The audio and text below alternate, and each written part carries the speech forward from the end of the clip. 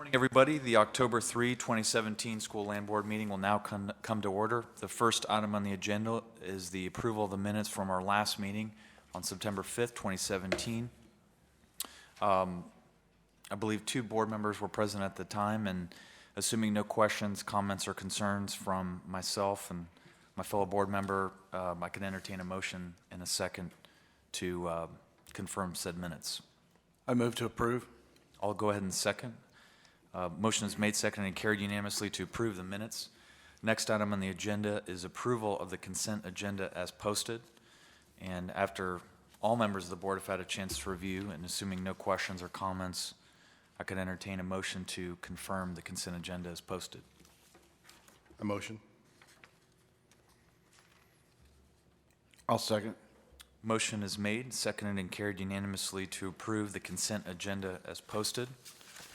At this time, we will enter into executive session under Chapter 551, Subchapter D, Section 551, Tech 071 of the Texas Government Code for discussion and consideration regarding litigation and/or settlement offers, and to seek advice from staff related to items 3 through 7, except for 5 on the docket, which has been pulled, and subsection 551, Tech 072 for discussion, consideration regarding purchase, sale, exchange, lease, or value of real property related to items 3 through 7, but for item 5 on the docket.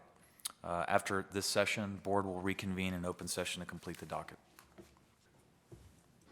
The open session of the October 3, 2017 School Land Board meeting will now resume with item number 3. Tony Williams, Coastal Resources. Item 3 is consideration and possible action related to authorization to repair or rebuild cabin permanent structures damaged by Hurricane Harvey. Staff recommends approval as discussed in executive session. Is there a motion and a second at this time? I'll second. Motion is made, seconded, and carried unanimously to approve item number 3. Thank you, Tony. Item number 4 is the next item on the agenda. Nick Orman, Office of General Counsel. Staff recommends approval of item number 4 under the terms and conditions discussed in executive session as being in the best interest of the permanent school fund. Happy to answer any questions. Any questions at the time from the board?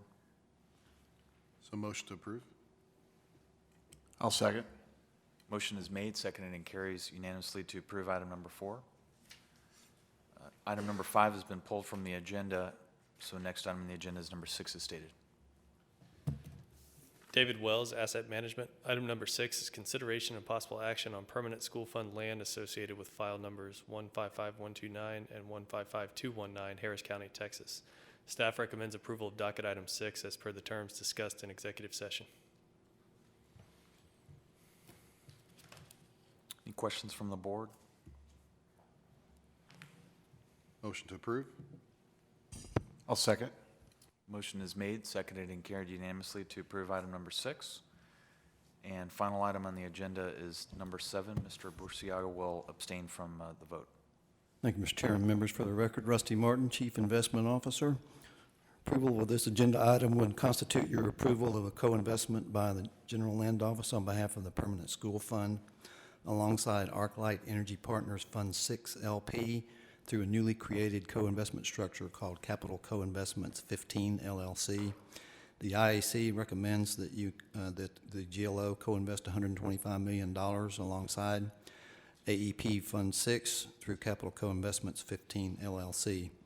For background purposes, the board currently has a $75 million capital commitment to ArcLight Energy Partners Fund 5 and a $100 million capital commitment to ArcLight Energy Partners Fund 6, both of which are closed-in, commingled funds sponsored by ArcLight Capital Partners that focus on providing investment capital to the North American independent energy industry.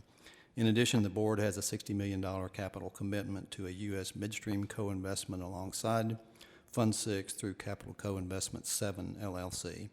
ArcLight has recently identified a very attractive investment opportunity in the upstream energy space that requires capital in addition to the amount that will be committed by Fund 6.